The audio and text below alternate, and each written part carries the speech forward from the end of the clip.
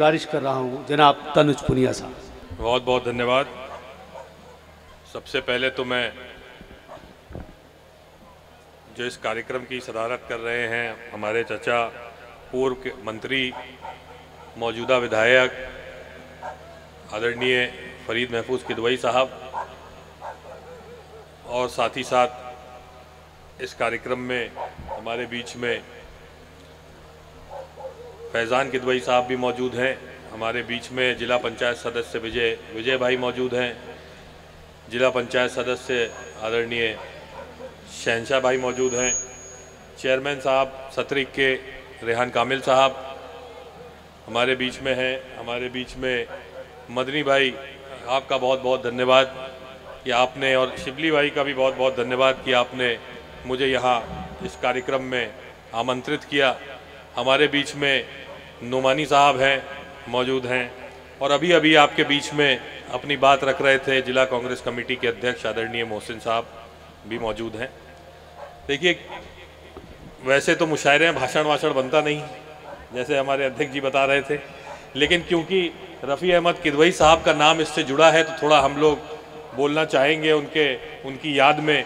और धन्यवाद देना चाहूँगा शिबली भाई का, मदनी भाई का, सबका, पूरी कमेटी का, कि आपने इस बहाने से, इस मुशायरे के बहाने से, इस कार्यक्रम के बहाने से कम उन्होंने देश के लिए जो किया उसको याद करने का एक अवसर दिया, एक मौका दिया है। इसके लिए मैं बहुत बहुत धन्यवाद करता हूं पूरी कमेटी का, पूरे सभी मेला रायगंज में जितने यहाँ लोग आए आप सभी का धन्यवाद देना चाहता हूं। देखिए, रफ़ी अहमद साहब स्वतंत्रता संग्राम सेनानी थे, यहीं बाराबंकी के, और अगर बाराबंकी का नाम अगर जाना जाता है पूरी दुनिया में तो रफ़ी अहमद किदवई साहब के नाम से जाना जाता है।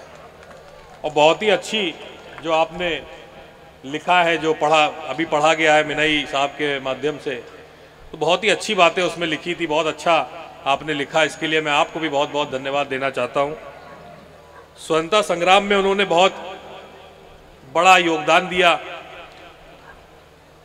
सत्याग्रह का सपोर्ट किया उन्होंने। बाराबंकी में नॉन कोऑपरेशन मूवमेंट, असहयोग जो आंदोलन था, उसका बहुत बड़ा उनका योगदान था, यहीं खुद स्वयं बाराबंकी में। और उसके बाद उन्होंने कैबिनेट जो बनी पहली, उसमें भी नेहरू जी की कैबिनेट में मंत्री रहे, एग्रीकल्चर कृषि मंत्री भी रहे, कम्युनिकेशन मंत्री भी रहे।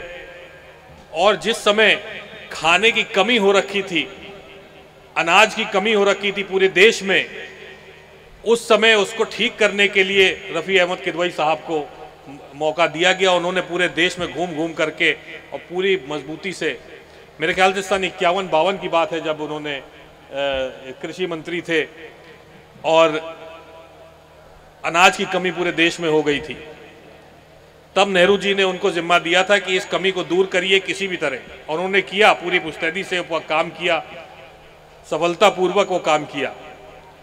तो चाहे आज़ादी के पहले की बात हो या आज़ादी के बाद की बात हो, एक मजबूत भारत बनाने में, एक मजबूत देश बनाने में उनका बहुत बड़ा योगदान था। तो उनके बिना स्वतंत्रता संग्राम अधूरा, उनके बिना स्वतंत्रता के बाद का जो संघर्ष है वो अधूरा। तो ऐसे शख्सियत को अगर हम भूल जाए तो ये हमारी बहुत बड़ी एक कमी होगी और अपमान होगा एक तरह से।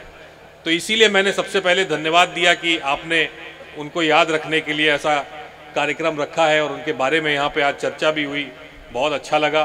बहुत बहुत धन्यवाद आप सभी का कि आपने मुझे मौका दिया इसमें शामिल होने का, आप लोगों से मुलाकात करने का, बात करने का। बहुत बहुत धन्यवाद। जय हिंद।